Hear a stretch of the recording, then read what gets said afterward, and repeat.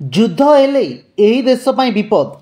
Iran और इस्राएल मध्य चलिथिबा घातक युद्ध एवं रूसिया यूक्रेन संघर्ष रे निरंतर वृद्धि विश्व को एक संवेदनशील परिस्थिति आड़ को ठेली देइछि।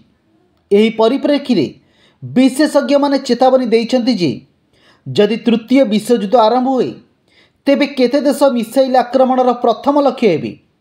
अन्य माने निरपेक्ष नीति और भौगोलिक अवस्थान हेतु सुरक्षित रहिबे। विशेषज्ञ मानक मतरी भौगोलिक अवस्थान, सामरिक भूमिका एवं राजनैतिक जोट हेतु इस्राएल, ईरान, यूक्रेन, दक्षिण कोरिया, जापान एवं ताइवान परी देशगुड़िक मिसाइल आक्रमणर प्रथम लक्ष्य होई पारंती।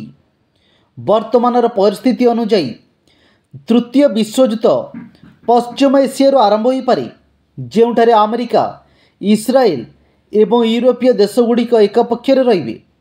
ଅନ୍ୟ ପକ୍ଷରେ ରୁଷିଆ, ଚୀନ, ଉତ୍ତର କୋରିଆ ଏବଂ କେତେକ ଆରବ ଦେଶ ରହିବେ। ଏହି ସଂଘର୍ଷ ଯଦି ଆହୁରି ତୀବ୍ର ହୁଏ ତେବେ ଚୀନ ଓ ଉତ୍ତର କୋରିଆ ରୁଷିଆ ଓ ଇରାନକୁ ସମର୍ଥନ କରି ଯୁଦ୍ଧରେ ସାମିଲ ହୋଇପାରନ୍ତି। କେଉଁ ଦେଶଗୁଡ଼ିକ ରହିବେ ସୁରକ୍ଷିତ?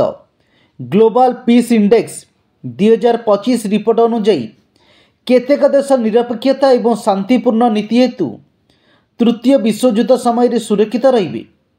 एही देशगुड़िक हेउछि Iceland, Ireland, New Zealand, Austria, Switzerland, Singapore, Portugal, Denmark, Slovenia, Finland. एही तालिकार यूरोपीय देशगुड़िकर प्राधान्य रही। केवल सिंगापुर एकमात्र एसीय देश भाव स्थान पाई। यह व्यतीत स्विट्जरलैंड, न्यूजीलैंड, कनाडा, स्वीडेन एवं भूटान परी देशगुड़िक मध्य निरपेक्षता और शांतिपूर्ण नीति हेतु सुरक्षित रहिए बोली विशेषज्ञ माने मत देइछन्ति।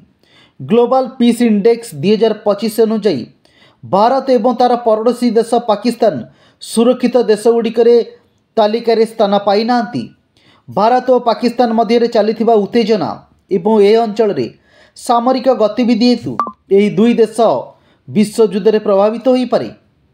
तेबे भारतर शक्तिशाली सामरिक क्षमता एवं कूटनैतिक नीति यहाकू संघर्ष रे एक गुरुत्वपूर्ण भूमिका पई प्रस्तुत रखिछि।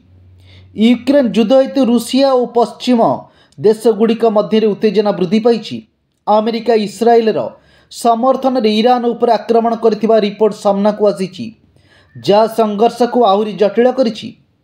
रूसियार राष्ट्रपति व्लादिमीर पुतिन एही संघर्ष को विश्व संघर्षर विपद बोली अभिहित करिसंती एवं शांति प्रतिष्ठा पाई आलोचनार प्रस्ताव देइछंती।